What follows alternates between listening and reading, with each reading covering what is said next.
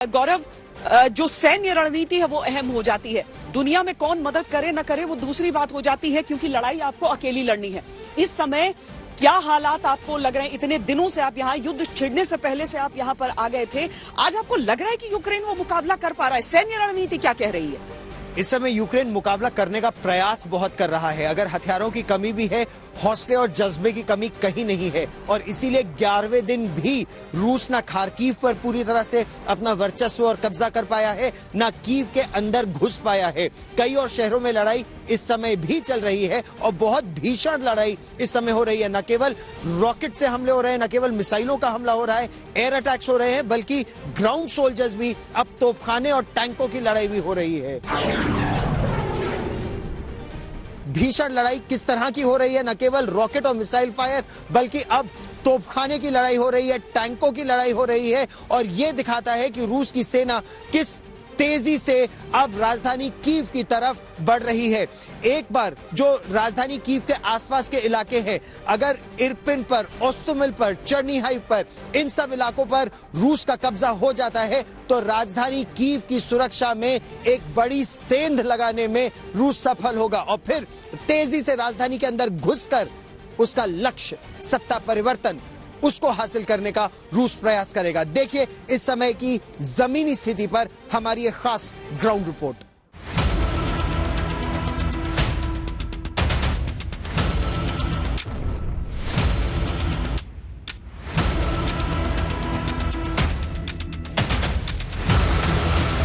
तबाही की इन तस्वीरों को देखकर ही दिल दहलने लगता है।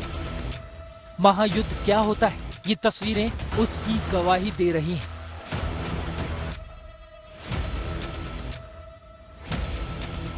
शहर शहर खंडर बन चुके हैं।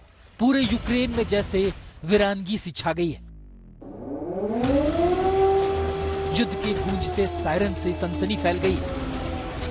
किसी को नहीं पता कब कहां से गोला आएगा, कब कहां से तबाही की मिसाइल गिरेगी।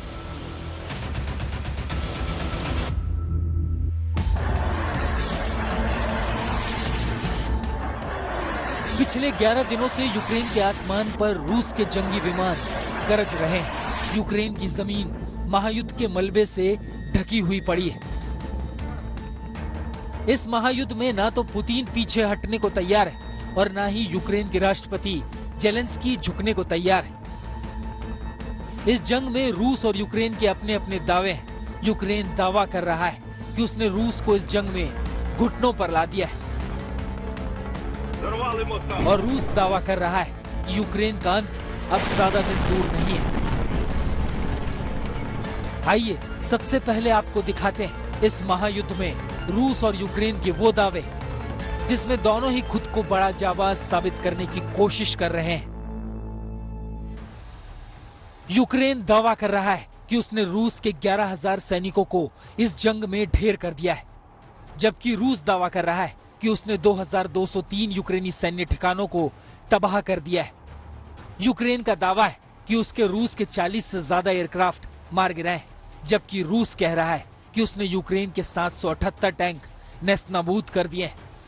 यूक्रेन दावा कर रहा है कि उसने रूस के 48 हेलीकॉप्टर को आसमान से धराशाही कर दिया है, जबकि रूस कह रहा है कि उसने यूक्रेन के 77 से ज्यादा मल्टीपल रॉकेट लॉन्चर्स को तबाह किया है।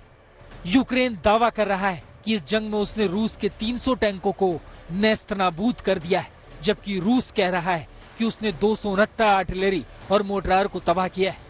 यूक्रेन दावा कर रहा है कि उसने रूस के 60 ईंधन टैंक को उड़ा दिया है, जबकि रूस कह रहा है कि उसने यूक्रेन के 553 सैन्य वाहन और 62 ड्रोन तबाह कर दिए हैं।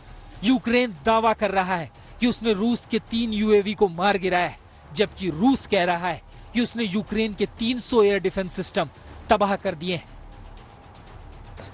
लेकिन इस महायुद्ध के बीच जेलेंस्की लगातार हुंकार भर रहे हैं और आखिरी सांस तक लड़ने का दम भर रहे हैं।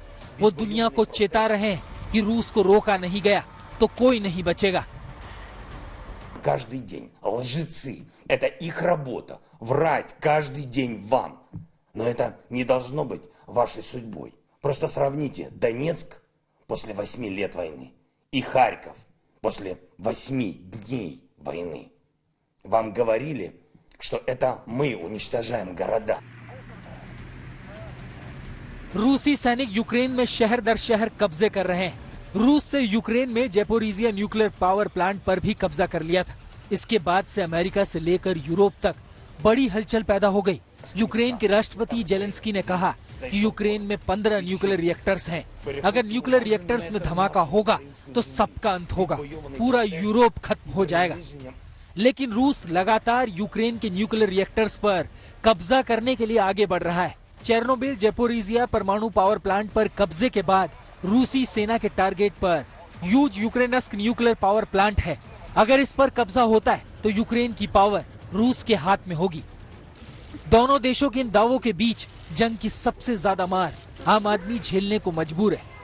यूएन के मुताबिक यूक्रेन में युद्ध शुरू होने के 11 दिनों में 351 नागरिकों की मौत हो चुकी है, जबकि 15 लाख से ज्यादा यूक्रेनी नागरिक देश छोड़कर जा चुके हैं।